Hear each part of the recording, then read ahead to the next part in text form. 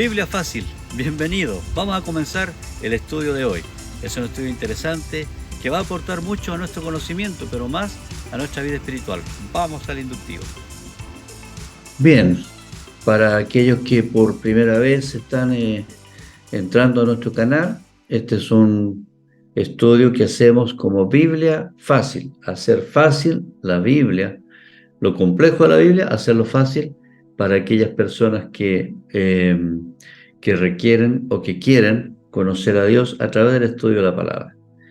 ¿Ya? Estamos estudiando el libro de Romanos a través del método de estudio inductivo y trabajamos con el libro Deja que tu luz brille, que consiste en el libro de Romanos con espacios y algunos comentarios para poder subrayar, marcar palabras claves, temas hacer listas de temas, en fin. Esa la intención de este libro, y en esta clase lo que hacemos es darle una orientación general, comentario, pero el estudio más profundo lo haces tú en forma personal en tu casa. Si no tienes este libro, puedes hacerlo directamente del libro de Romanos y sumarte desde donde ya estamos. Vamos en el capítulo 12 del libro de Romanos. El estudio central se llama Buena, Agradable y Perfecta. Esta es la lección en la que estamos. Y ya de acuerdo a esta lección hemos avanzado todo el capítulo 12 y hoy día vamos a tratar un tema para despejar algunas dudas que me han mandado, preguntas. Entonces vamos a despejar algunas dudas respecto a la composición y funcionamiento de la iglesia. La vida de la iglesia como cuerpo de Cristo. En eso estamos.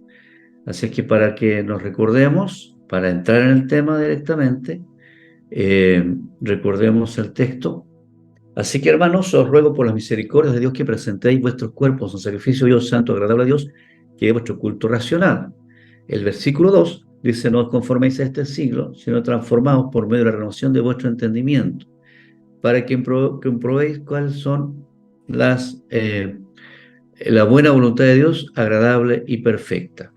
Estos dos versículos los relacionamos con los versículos con que Pablo dice: con Cristo estoy juntamente crucificado, no vivo yo, mas vive Cristo en mí.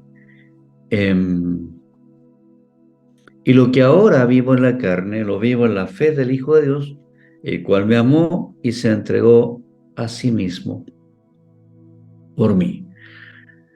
Entonces ya hemos hablado del significado de tener este culto racional, este sacrificio constante, que no es un sacrificio en un holocausto, sino que es el servicio en el que yo me niego a mí mismo, a mis anhelos, a mis pasiones, a mi yo. El mejor ejemplo de esto es Jesús mismo, estando en el huerto de Getsemaní, orando. Él dice: Padre, yo no quiero ir a la cruz. Estoy dándole claridad a la explicación del texto. No está así literal, pero así lo estoy diciendo yo.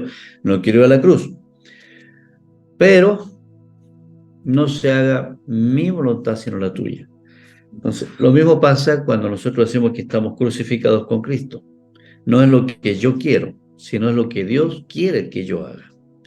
Y en eso muere mi deseo y muere y fluye el deseo de Dios. Siempre el deseo de Dios, incluso si hay cruz de por medio, siempre el deseo de Dios es, la voluntad de Dios es buena, agradable y perfecta, mucho mejor que lo que nosotros pretendemos. Entonces vale la pena crucificarse con Cristo y cada día entregar un sacrificio vivo. ¿Ya? No es algo que favorezca a Dios. El sacrificio vivo nos favorece a nosotros mismos. Entonces, este sacrificio tiene un significado súper especial si consideramos lo que continúa. El sacrificio vivo nos lleva como resultado ser llenos del Espíritu Santo. Es decir, el Espíritu Santo comienza a controlar cada área de nuestra vida. Pero lo más importante, y aquí es pongan mucha, mucha atención, porque este es el punto clave, neurálgico de la vida de la iglesia, donde, por la cual surgen tantas denominaciones, por lo cual surgen tantos ministerios, sectas, porque hay un área que no se desarrolla en muchas personas que dicen ser creyentes, y es el fruto del Espíritu. El fruto del Espíritu tiene que ver con carácter, es decir, una persona que se llena del Espíritu Santo no se llena en el sentido emocional de sentir algo, aunque sí se siente fuego, no sé, puede sentir muchas cosas, pero sobre todas esas cosas que se sienten, hay algo que transforma, y esa transformación tiene que ver ¿con qué? Con el fruto del Espíritu. Cuando el fruto del Espíritu comienza a surgir en forma natural en nosotros, nuestro antiguo yo, nuestro viejo hombre, nuestro carácter, nuestro temperamento original, comienza a ser transformado por el temperamento, por el carácter de Cristo. Y eso está marcado en este fruto del Espíritu. El fruto del Espíritu no es otra cosa que el carácter de Cristo. Entonces, ¿qué es lo que es el carácter? ¿Cómo se forma?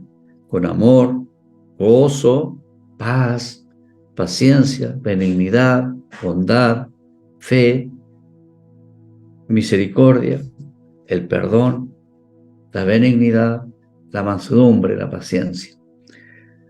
Eso forma el fruto del Espíritu, de acuerdo a los textos que ya leímos. Entonces, cuando una persona está formando su carácter en Cristo, va practicando todas estas áreas, y entonces el carácter se desarrolla, se permite, ayuda a una relación con los demás. El carácter de Cristo, si bien nos favorece a nosotros, porque cambia nuestra mentalidad, nuestra forma de pensar, tenemos la mente de Cristo, pero también lo que ocurre es que con estas características podemos relacionarnos mejor con los demás. Al relacionarnos mejor con los demás, entonces podemos poner en práctica lo que está en nuestro espíritu también, que son los dones espirituales. Entonces, frutos tiene que ver con carácter y dones tiene que ver con el espíritu. Los dones son espirituales, los dones los otorga el Espíritu Santo también, pero en el área del espíritu que más adelante voy a desarrollar. Así como los frutos, el fruto del espíritu tiene una lista, los dones tienen una lista que no es, ambas listas no son taxativas, no son cuadradas, ni decir, bueno, estos son todos los dones. Yo si quiere, para el tiempo moderno, inventar otro don, lo podría hacer. Yo no puedo decir eso. No le puedo prohibir a Dios que haga lo que quiera hacer. Pero lo importante es que todos los dones tienen un propósito. Llevar al hombre de Dios, a la mujer de Dios, a la estatura de la medida de la plenitud de Cristo, a una relación de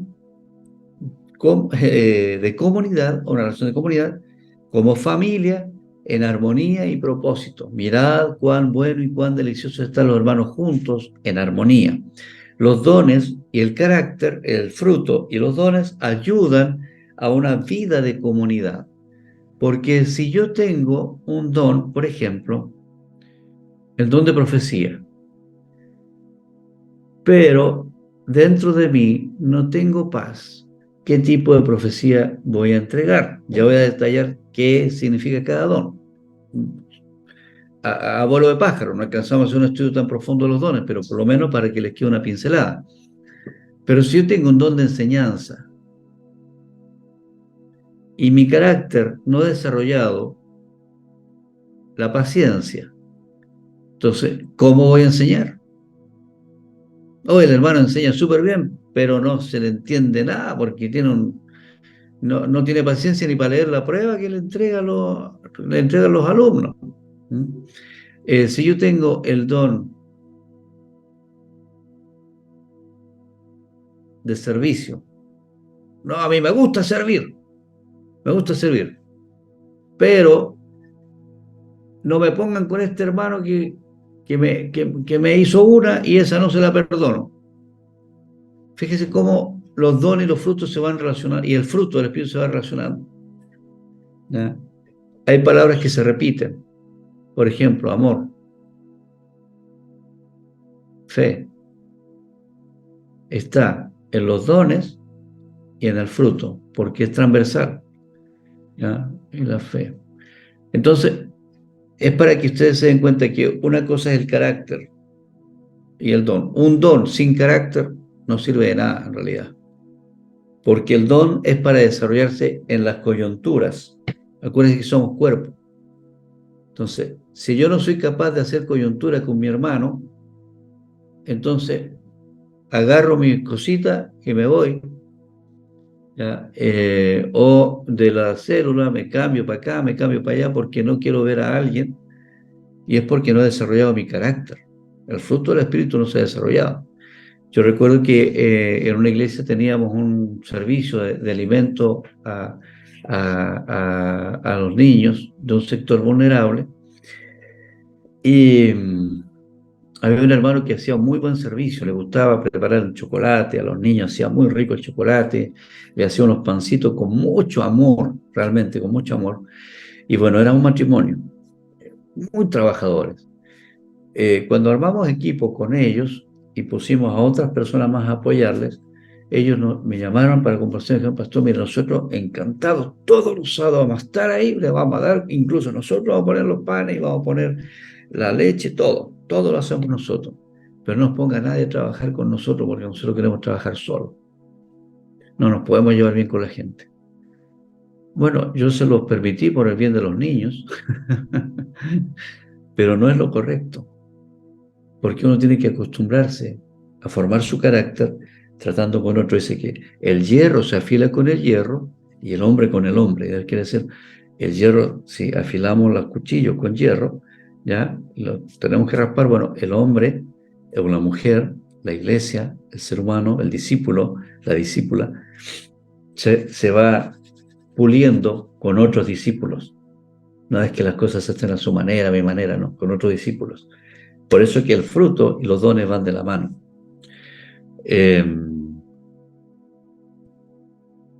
Acordémonos de esto. Así que, hermanos, os ruego por que ya eso ya lo vimos.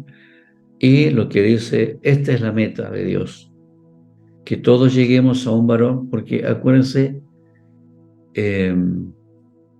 a la unidad de la fe y del conocimiento del Hijo de Dios, a un varón perfecto a la medida de la estatura de la plenitud de Cristo. Acuérdense que el hombre se degradó en el huerto, ¿ya? Y lo que está buscando Dios es volverlo, restaurar su posición para poner al hombre donde tiene que estar, en la presencia de Dios.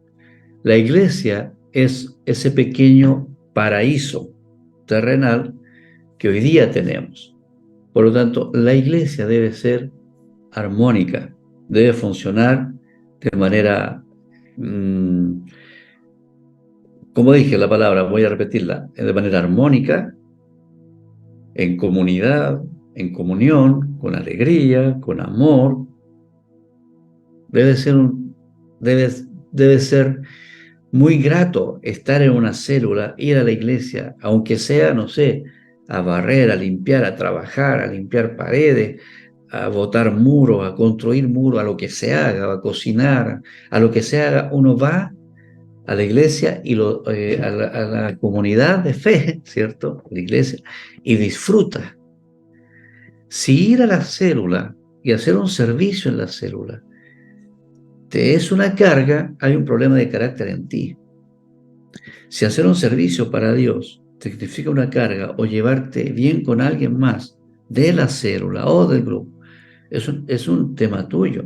Eres tú quien tiene que resolver ese problema. No es la célula, no vamos a cambiar la iglesia para agradarte a ti. Eso no se puede hacer.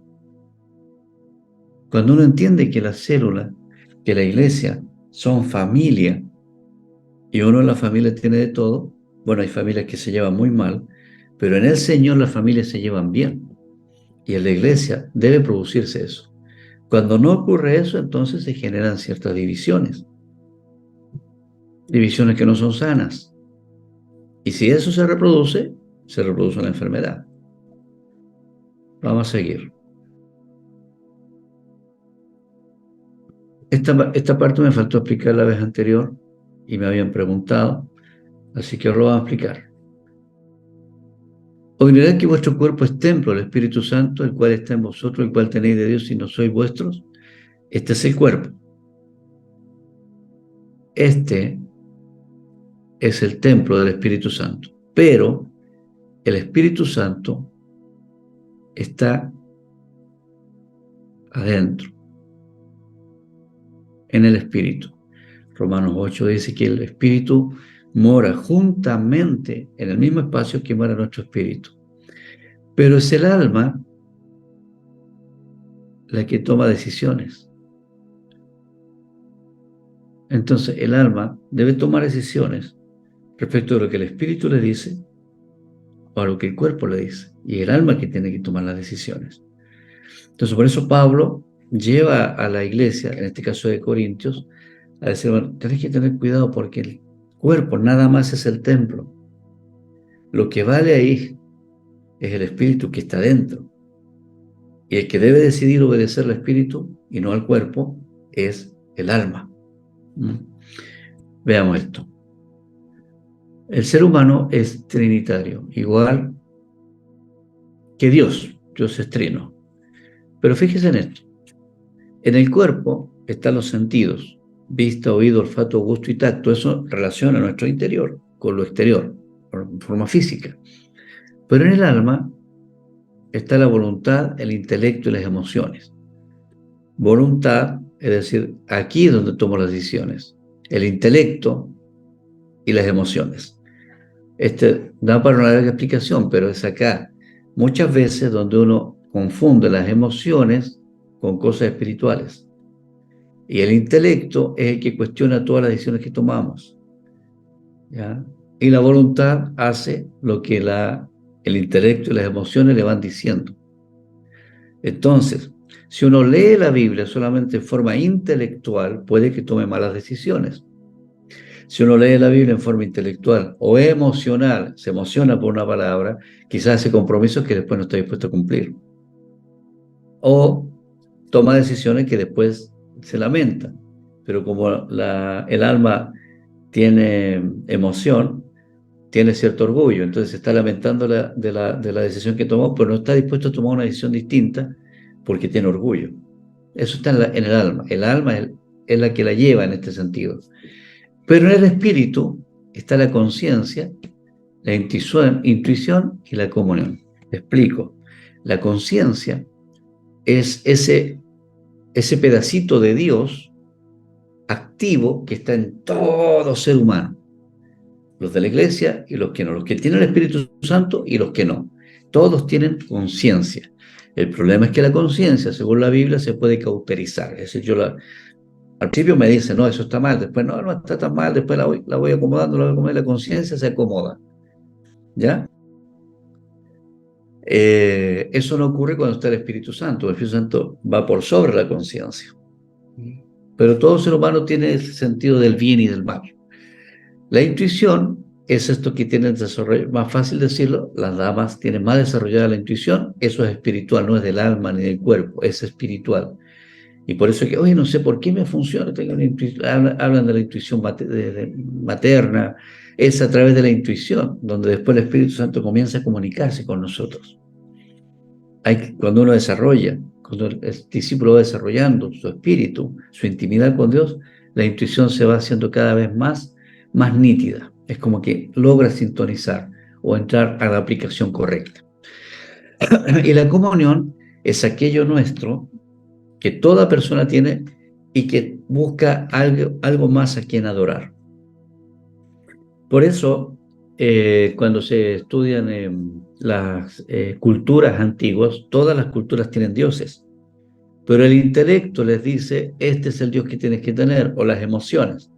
No le habla el espíritu. Y por eso se crean diferentes dioses, porque sí o sí el espíritu tiene que tener un escape, una válvula de escape para buscar su comunión con Dios. Esto es un tema muy interesante que no tenemos el tiempo para desarrollarlo ahora, pero es para que separen las cosas. Cuerpo, vista, oído, olfato, gusto, tacto, Trinidad, el alma, voluntad, intelecto, emociones, conciencia, intuición y comunión están en el espíritu. Ahora bien, volviendo al libro de Efesios, Con el cuerpo se desarrolla, acuérdense que hay variedad de dones, ministerios y operaciones. Entonces, las operaciones es lo que yo hago con mi cuerpo. Es decir, hago un sándwich, se lo llevo a la gente más necesitada, hago un servicio en la iglesia, voy a una célula, cualquier cosa, lo hago en el cuerpo, ¿ya? Pero también lo que Dios está queriendo hacer en nosotros es formar el carácter. Y esto es la clave, como dije al principio. Nosotros descuidamos el alma y el espíritu, confundimos esa parte. Entonces, el Señor quiere que nuestra voluntad esté sujeta al espíritu de Dios, a la voluntad de Dios, buena, agradable. La buena voluntad de Dios, agradable y perfecta. El intelecto cuestiona todo lo que pasa por él. Entonces cuestiona la Biblia, cuestiona si le dan alguna indicación, todo lo cuestiona. Entonces una persona que quiere servir a Dios con el intelecto puede que lo haga bien, pero no va a estar del todo desarrollado. Y también las emociones. Hay personas que no son tan intelectuales, pero sí que son muy emocionales. Entonces este tipo de personas hay en la iglesia. Personas que buscan la razón de todo y otras personas que por emociones, no, yo no quiero estar ahí, yo no quiero allá, o yo sí quiero ir, en fin, manejan las emociones. Y el intelecto y la emoción manejan su voluntad y de acuerdo a eso, si se siente bien, viene a la iglesia o no viene a la iglesia. Si se siente, si le parece, si es intelectual, si le parece lógico, lo va a hacer. Y si le parece ilógico, no lo va a hacer. Así funciona el alma. Pero el problema es que una persona que se maneja por el alma no tiene carácter. No tiene carácter. Porque el carácter se va desarrollando en el espíritu. ¿Entienden? Es muy importante eso. Luego el espíritu, ya, es donde Dios pone los dones, que son dones espirituales. Entonces los dones van desarrollando el trabajo, van desarrollando la habilidad que Dios pone en nosotros por ser parte de la iglesia. No, estos dos dones no están en el mundo, solo en la iglesia. Ya, desarrollalo, el Señor nos da dones, el Señor forma mi carácter y yo puedo desarrollar operaciones, ministerios y operaciones con otras personas. Los dones son particulares, personales, pero son para desarrollarlo en función de otros. Un dedo fuera de la mano no sirve para nada. Un don que no sea capaz de integrarse al resto del cuerpo, que es la iglesia, no sirve para nada. Tú puedes tener el mejor don, pero si no eres capaz de relacionarte con la iglesia, con la célula, no estás completo. No es que no sirva para, no estás completo. Necesita completarse porque somos parte de un cuerpo. Ya, esto lo vimos del fruto. Ahora yo quiero, fíjese los colores. Ya, yo puse la lista de los dones. Como digo, no es taxativa, pueden haber más dones. Pero, por ejemplo, profecía, exhortación, enseñanza, palabra de ciencia y profecía caen en un solo tipo de ministerio, según Efesios, que es los ministerios en tres más bien dicho, que existen, dice Pablo, profetas, o sea, apóstoles, profetas, evangelistas, pastores y maestros. Son los 5 ministerios con los que se compone una iglesia. Estos 5 ministerios tienen dentro de sí todos los dones, ¿ya? Y se pueden clasificar de acuerdo a su actividad. El don de profecía, de exhortación, de enseñanza, la palabra de ciencia, trabajan juntos. Y entonces se desarrollan a través de qué? Puede ser el don de profetas, de pastores o de maestros. Y ya voy a explicar eso también. Ya, los otros dones de sanidades, por ejemplo, son dones portentosos o dones de sanidad, de milagro, discernimiento de espíritu, diversos géneros de lengua, interpretación de lengua, son dones espirituales que también se desarrollan como colaboración a la formación del cuerpo de Cristo en su totalidad. Y en eso pueden clasificarse y pueden colaborar directamente con apóstoles y evangelistas. Ya hay otros dones como presidir, el don de sabiduría, que filtra, que digamos que pueden caer bien en todo lugar. Es decir, la combinación de dones es infinita. Pero en la iglesia, por lo general, se ordena, de acuerdo a la Biblia, en estos 5 ministerios. Todos pueden calzar dentro de esos ministerios. Ahora les voy a explicar. Los ministerios son ministerio de apóstol. Apóstol es una persona enviada. ¿Qué es lo que es un apóstol? En pocas palabras, es un pastor de pastores, una persona que levanta, desarrolla, ayuda a desarrollar a otros pastores. Ahora, ojo con esto, porque aquí se genera una confusión en las personas. El apostolado, el don de profetas, el ministerio de apóstol, el ministerio de profeta, el ministerio de evangelista, de pastores y de maestros, son dones espirituales, ¿ya? No son cargos. Y ahí está un detalle importante. Yo soy pastor porque tengo el don de pastor, no porque tengo un cargo. El apóstol tiene un don de apóstol, no es el cargo o la jineta de ser apóstol. Aquí no hay jinetas, son roles. Ni el apóstol, ni el profeta, ni el evangelista, ni el pastor, ni el maestro es más que otro. Todos formamos parte uno de otro, una función y otra función. Nosotros tenemos una mente jerárquica y debido, como decía yo la vez anterior, a la necesidad de hacerse parte en la sociedad y tener existencia legal, nos obligan a tener presidente, secretario, tesorero y todo lo que significa una organización cualquiera. Pero la iglesia no es una organización cualquiera. Aunque tiene existencia como una organización cualquiera, la iglesia es una organización, un organismo celestial, es el cuerpo de Cristo. Y por lo tanto, quienes mandan en el cuerpo de Cristo son los dones, no los cargos. Ahora, hoy día se escucha mucho acerca de apóstoles, de profetas, de evangelistas, pastores y maestros, más sobre todo de apóstoles y profetas. Vamos a aclarar acerca de esos dones. El don de apostolado es un don, como digo, que no es una jineta por sobre los pastores. Ser formador de pastores no significa estar por sobre los pastores, es un don más. ¿Ya? Para que eso lo tengamos con mucha claridad. La autoridad espiritual se va ganando con los discípulos que uno pueda tener. ¿Ya? La mayoría de los que están aquí en esta lección me respetan a mí porque yo les he enseñado y les estoy enseñando, pero no porque tenga una jineta. Yo no tengo jineta. Aquí lo que hay es un don. ¿Ya? Entonces, no mire como con jinetas. Aquí nadie es más que otro. Los dones son todos para complemento del trabajo, para colaborarnos. Y un apóstol sin discípulos que estén dispuestos a desarrollar su pastorado no le sirve de nada. Un apóstol de mal carácter, lo más probable es que no tenga demasiado resultado o su fruto no sea del mejor. Lo mismo con la profecía. La profecía no tiene que ver, el don de profecía no tiene que ver con ser vidente, con mirar ver las cosas que van a pasar y profetizar hacia adelante. No, el profeta es el predicador de hoy, el que entrega la palabra, el que entrega la visión, el que orienta a la luz de la palabra cómo Dios está llevando esa organización local en específico. ¿No? Ese es el profeta, el que da la palabra. Por lo tanto, cada vez que a usted le toca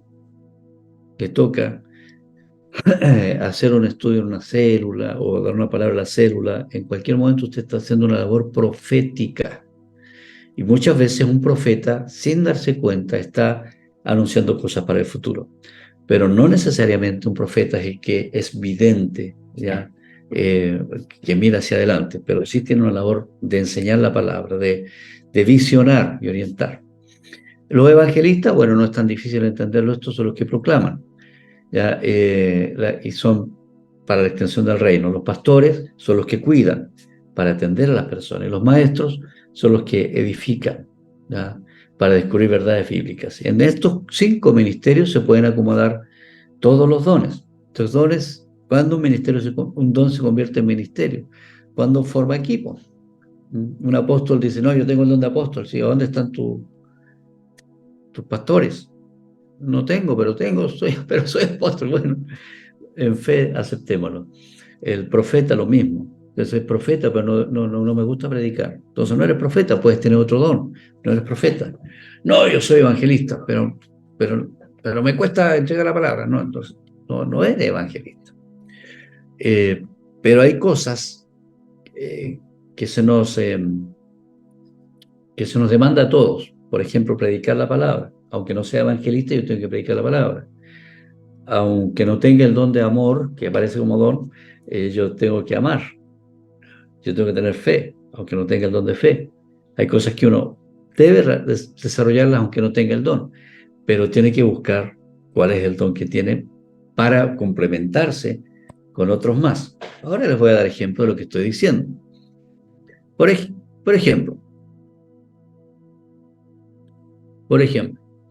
tenemos acá a un líder. Vamos a suponer que esto es una iglesia, una célula, como usted quiera, a un líder, y tiene el don de apóstol. Entonces, lo más probable es que en su grupo, en su equipo, en su célula, en su iglesia, el Señor ponga gente con don de pastor, gente con don de maestro, de enseñanza, de exhortación, de servicio, lo de repartir y lo de presidir. Entonces, ¿qué es lo que va a pasar acá? El don de apóstol se desarrolla y todos los otros dones que están junto con él también se desarrollan. Si esto es una célula, esto será una célula que tendrá características de ir levantando con mucha más facilidad que otros más células. Y a lo mejor va a decir, no, nosotros nos gusta servir, así que vamos a la calle, vamos a hacer trabajo, andamos repartiendo, es decir, y organiza muy bien. Se le hace muy fácil organizar y hacer cosas hacia afuera, porque el líder es un líder que tiene características, dones, el don para dirigir esa parte. Ahora, si el líder tiene el don de profecía, acuérdese, de entregar la palabra, entonces lo más probable es que desarrolle, o sea, que se le ponga en su entorno, en su equipo cercano, gente con don de enseñanza, con don de exhortación y con el don de maestro. Entonces, se dan cuenta que esta iglesia, vamos a llamarla iglesia, esta iglesia tiene características muy especiales, va levantando liderazgos. Y esta otra tiene otra característica, que aquí la enseñanza es pero exquisita, porque hay gente con don de maestro. El don de maestro es aquella persona que sabe extraer de la Biblia las enseñanzas más complejas, pero no necesariamente sabe enseñar, las puede sacar, pero a veces las enseña y nadie la entiende. Y entonces complementa ¿con quién? Con el don de... Hay personas que lo descubren y no saben explicarla, se le explican al que tiene el don de enseñanza y el don de enseñanza lo hace fácil. Lo que hacemos acá, Biblia fácil. ¿Me entiendes? Entonces, y el don de exhortación va de la mano con estos dones también. Cada uno tiene su característica. Si el líder tiene el don de evangelismo, ¿qué es lo que va a pasar? Probablemente en su iglesia van a haber discípulos con dones de milagro, discernimiento de espíritu, diversos géneros de lengua e interpretación de lenguas. Ahora, ¿quiere decir que, que en este otro, en los otros no puede haber? No, sí van a haber de todos esos dones también. Pero hay como una marca distintiva. Y eso hace la diferencia entre unos y otros. ¿Cómo sé si tengo el don de milagro o de sanidad? Me faltó el de sanidad ahí. ¿Cómo sé si lo tengo? Fácil, practicando. Si tú no oras por milagro, ¿cómo vas a saber si pueden producirse milagros a través de tu oración? Y si no oras por sanidad, ¿cómo vas a saber si tienes el don de sanidad? Hay que hacerlo, hay que orar. Y puedes descubrir cosas fantásticas, maravillosas en el Señor. Si el líder es un pastor, tiene el don de pastor, no el cargo de pastor, el don de pastor, entonces va a tener discípulos que van a desarrollar mucho el amor, el servicio, ya, el repartir, el presidir, y bueno, también otras áreas, también como la exhortación, en fin. Pero este tiene otra característica. Yo estoy dando ejemplos bien limitados para que ustedes puedan entender cómo se van armando, cómo se arma el cuerpo de Cristo. Si el líder es un maestro, Los discípulos van a tener enseñanza, profecía, exhortación. Fíjese que va parecido al de acá arriba, al de apóstol. Entonces, cada célula va tomando o cada iglesia va tomando la orientación que su líder le otorga. Pero el líder sin equipo no es nada. Entonces, en el equipo tiene que haber gente que complemente ese don, ese ministerio. Y si llega una persona que no es tan directamente complementaria con el ministerio, con ese mismo ministerio, desarrolla otro ministerio dentro del ministerio. Y esto da una multiplicación como un racimo de uva, que es infinita. Por eso, que no es necesario la tanta denominación en lo más estricto. ¿Por qué se produce la denominación entonces? Por la falta de carácter. A lo largo de la historia usted puede darse cuenta de eso. Entonces, y tampoco es ilógico tener celo del servicio de otro. Si hay un líder espiritual que lamentablemente como cargo le llaman pastor, siempre puede que no tenga el don de pastor, que tenga el don de maestro. Capaz que no tenga el don de pastor, tenga el don de evangelista, o el don de apóstol, el de profeta. Pero el rango, el cargo hoy día a nivel, digamos, de conocimiento común, una persona que es líder de una iglesia es pastor. Entonces el pastor ya se entiende como un cargo. Pero ahora nosotros estamos diciendo cuál es la verdadera composición de la iglesia y tiene que ver con dones. Y no necesariamente el pastor es el que debe dirigir una iglesia con don pastoral. Puede que una persona tenga el don de maestro y también puede dirigir una iglesia, o el don de apóstol, de profeta, de evangelista, de enseñanza, exhortación, de servicio, cualquiera que el Señor quiera poner como cabeza. Él lo hace, digamos, cabeza visible, ¿no? Porque la cabeza es Cristo. Pero un líder puede ser de cualquier don y ahí se va acomodando los ministerios. Y todos, para buena noticia, todos tenemos algún don. Entonces, se compone con dones. Los dones se desarrollan cuando tenemos el fruto. Y cuando esto ocurre, hay diversidad de ministerios y todos somos distintos, pero nadie tiene que tener celo de otro, porque cada uno tiene su propia característica y eso es extraordinariamente maravilloso. Y nadie tiene que pretender ser como otro, cada uno es lo que es. Eso nos da perfecta identidad. Entonces es fluido, es nítido, es claro, transparente, es hermoso, armonioso poder servir al Señor cuando la iglesia está compuesta de esta manera. Uf, qué estudio más interesante el de hoy. ¿Qué te pareció? A mí me fascinó. ¿Por qué? Porque la palabra de Dios siempre tiene algo nuevo que entregarnos, aunque lo hayamos leído muchas veces. Si te ha gustado este estudio, profundiza más en él, pero también ponme un me gusta, hazme un comentario, me haría bien, nos haría bien. Y por supuesto, suscríbete a nuestro canal.